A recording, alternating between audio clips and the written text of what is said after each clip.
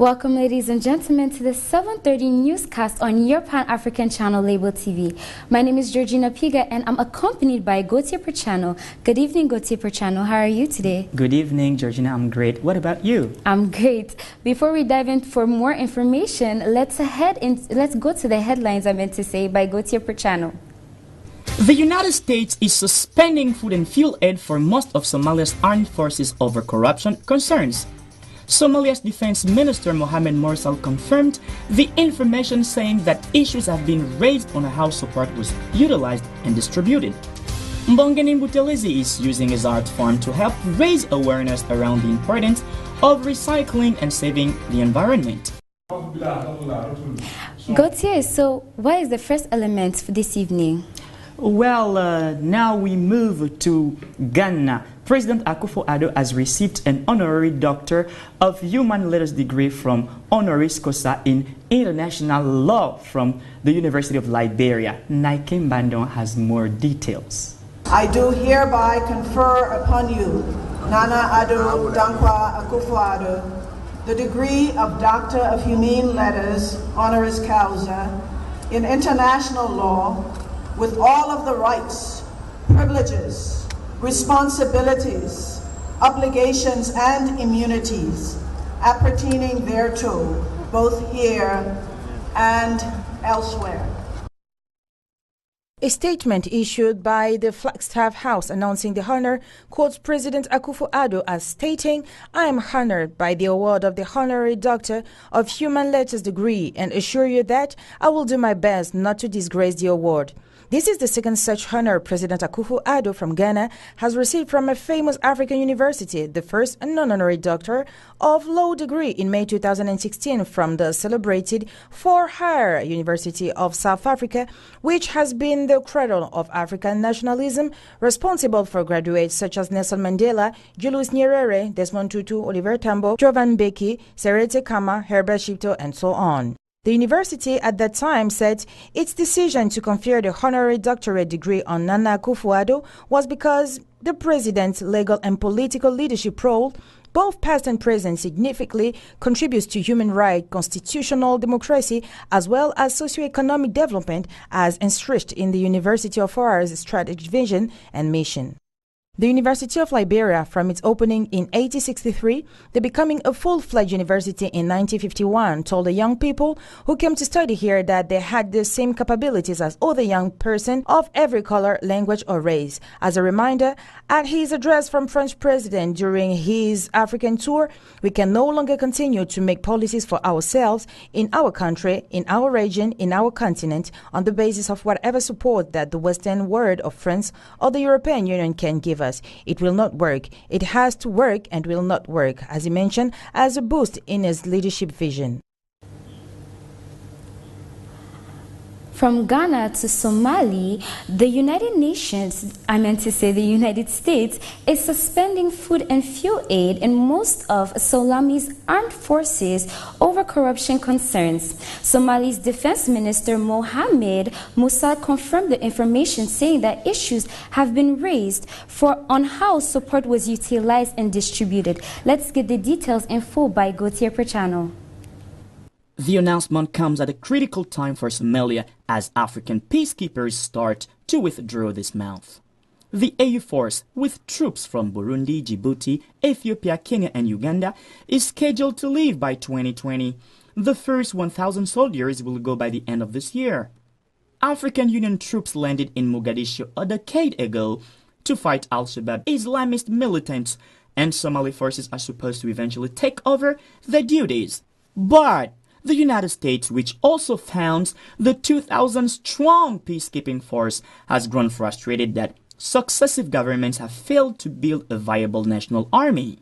Diplomats worry that without strong Somali forces, Al-Shabaab could strengthen their positions, destabilize the region, and offer a safe haven to other Al-Qaeda-linked militants or Islamic State fighters. The U.S. aid suspension came after the Somali military repeatedly failed to account for food and fuel, according to private correspondence between U.S. and Somali governments. Last week, on condition of anonymity, a State Department official said that during recent discussions between the United States and the federal government of Somalia, both sides agreed that the Somali National Army had failed to meet the standards for accountability for U.S. assistance, and this was confirmed by Somalia's Defense Minister Mohamed Mursal, who asserted that it is true that some concerns have been raised on how support was utilized and distributed.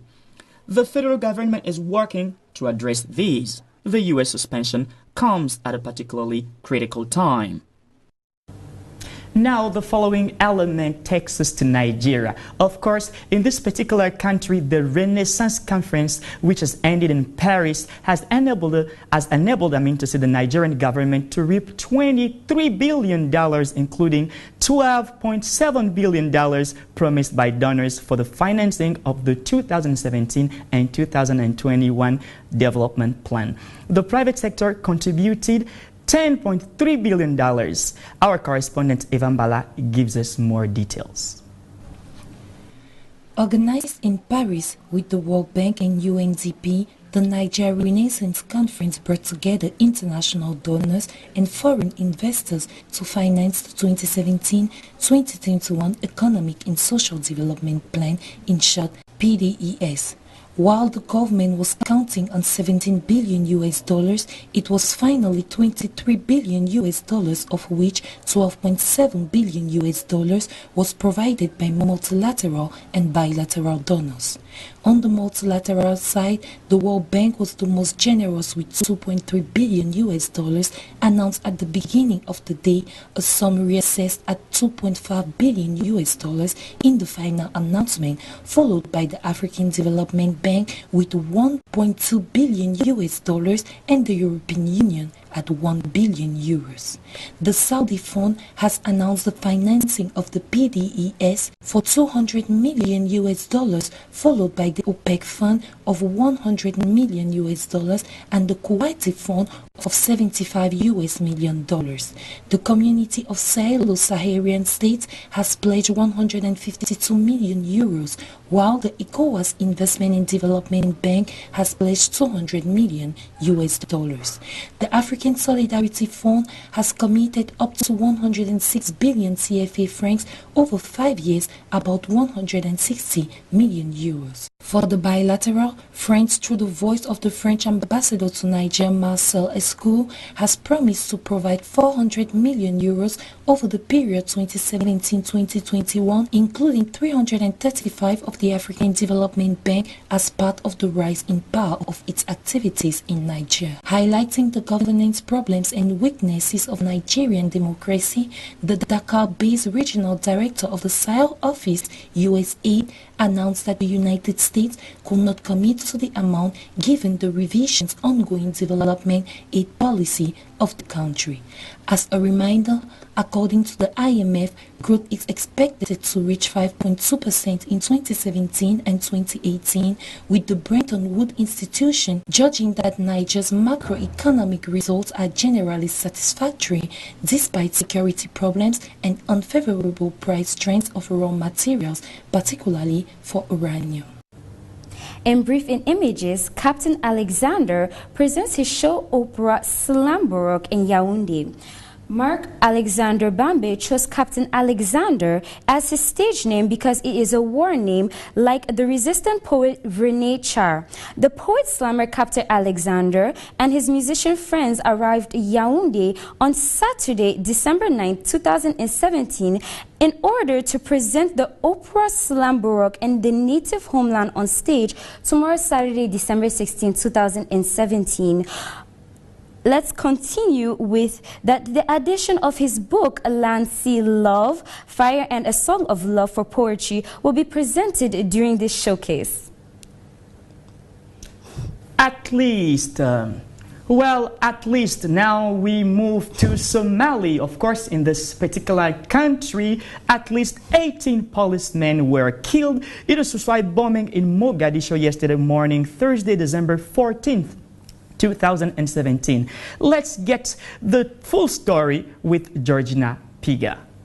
At least 18 Solami policemen were killed in a suicide bombing in Mogadishu yesterday morning, Thursday, December 14, 2017. 15 people were wounded, according to police reports, while witnesses say that the suicide bomber disguised himself as a policeman to enter the camp. Some recruits were already in line while others were arriving, and he blew his belt of explosions as the police were gathering on a large field for a morning parade. According to a police commander, the toll could have been heavier if the suicide bomber had reached the center of the yard, where there was the most population. The attack was claimed by the Islamist Shebabas, who were expelled from Mogadishu ever since August 2011 and lost most of their strongholds. But they still control large rural areas from suicide attacks, often in the capital and against military bases. In recent weeks, more than 140 Islamists in November were announced dead. Meanwhile, in October, a truck bomb killed 512 people in Mogadishu.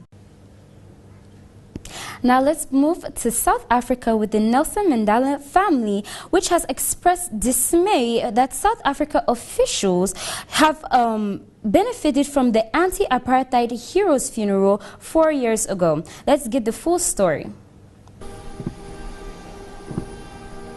Mandela's family expresses dismay towards the South African officials who benefited from Nelson Mandela's funeral 4 years ago. The Royal House of Mandela in the Eastern Cape Province said they were utterly disappointed when they heard that officials misspent about $22 million towards the memorial events. The embezzled funds were meant for the provision of running water, electricity, sanitation, ablution facilities, and the replacements of mud schools, not forgetting about the re-establishments of hospitals in one of the country's poorest regions. Chief Mandia in the African National Congress, in short ANC, legislator, tells us that the allegations should be tried and tested in court of law, ensuring that the criminal justice system takes its full course and all allegations be found to be true. The guilty parties should face the full wrath of the law. We find it surprising that while we as a family, a nation, and indeed the world were mourning the loss of our elderly icon, leader, and statesman, others were benefiting financially from the anti-apartheid hero's funeral, said Mr. Mandela's grandson, Chief Mandela.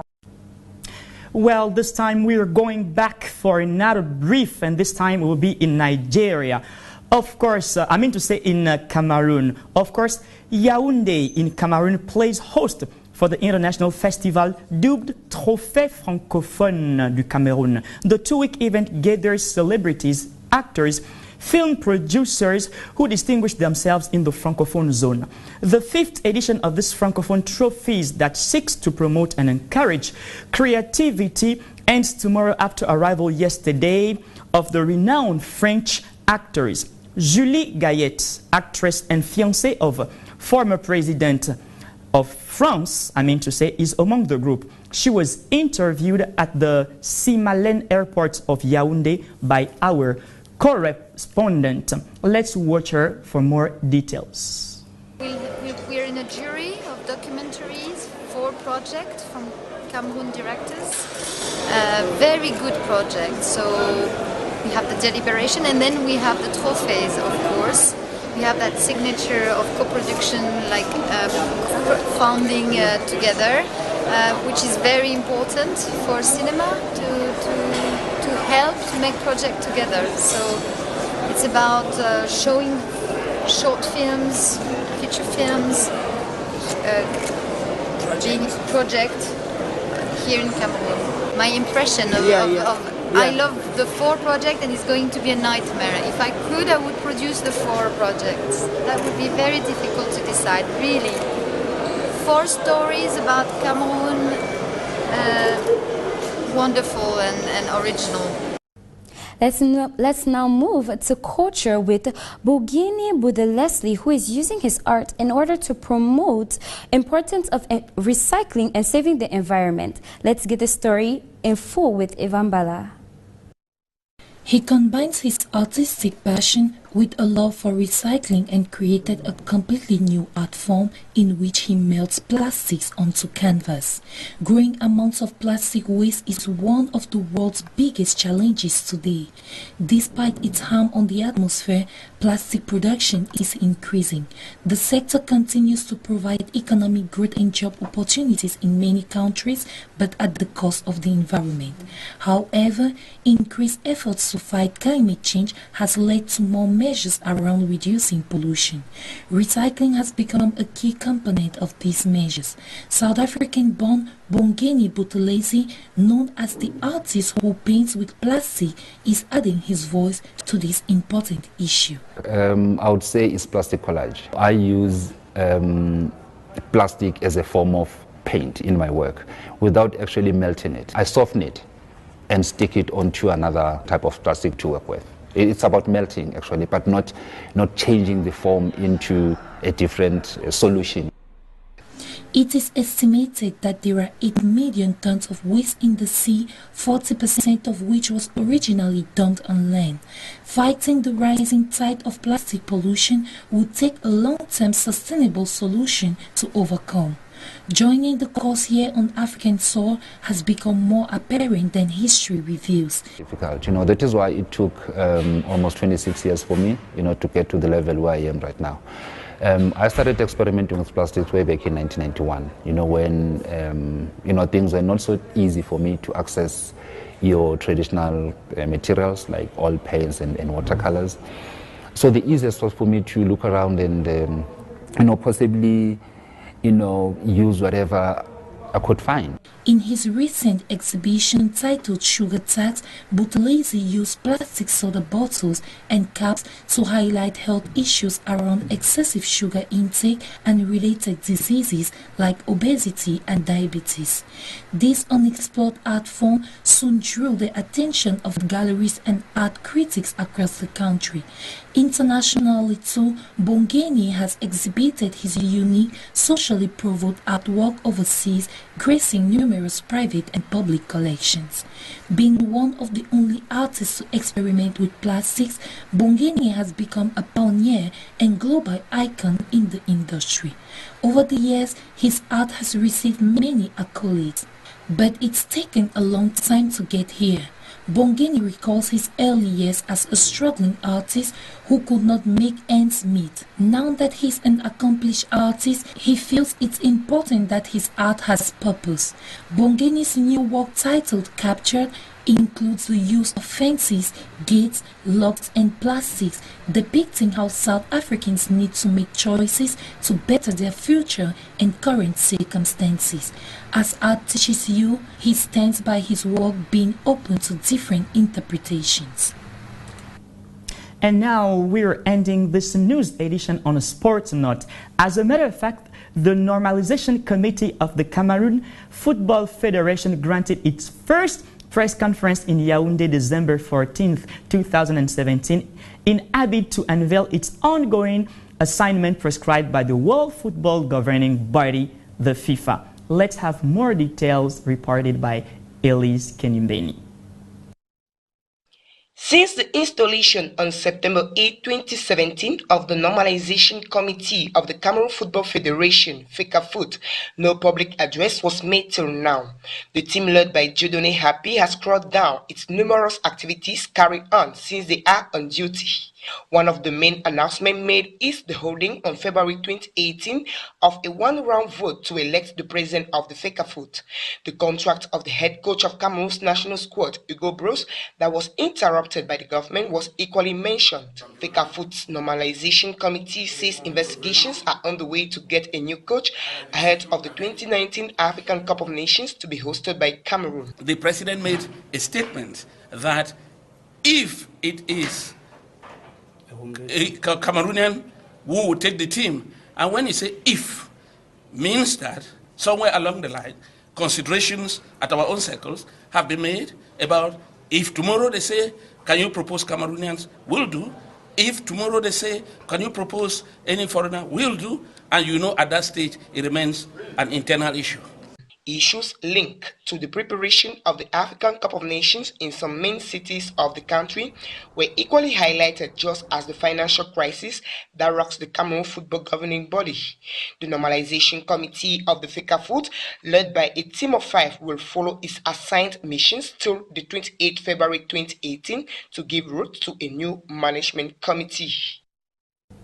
Now, to finalize this newscast, not with what Mr. Gautier Perchano said, Nigeria Wakano Kano with El Haj Diouf and other African football players have played a charity match on Thursday in order to raise money for victims of Boko Haram.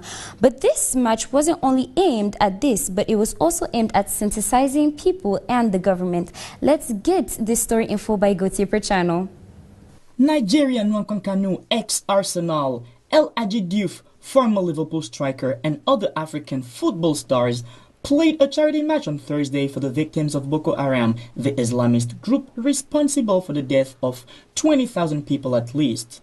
According to Diouf, the match for IDPs is intended to raise money, but also to raise people's awareness of the vital needs of displaced people.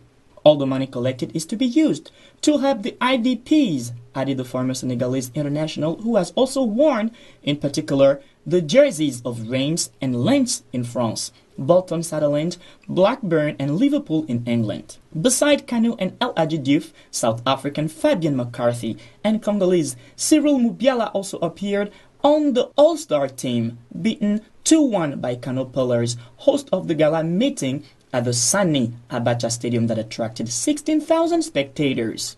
In addition to selling Match for IDPs tickets, a charity dinner was organized to help some 2.6 million homeless or displaced people since the violence began in the country in 2009. About 1.8 million displaced people live in the Borno, Yobe, and Adamawa states, either in sprawling and unhealthy camps or in their families' homes. Others have fled the country to Niger, Chad, and Cameroon. Ladies and gentlemen, that was your evening 7:30 newscast on your Pan-African channel, Label TV. Mr. Gautier Perchano, do you have anything to add? Not really to add something, just to say, to thank the dear viewers, to tell them thank you for watching and thank you for choosing us to inform you day after day. Don't forget, stay tuned, because the best is yet to come on your Pan-African channel, Label TV. For now, Georgina and I say goodbye.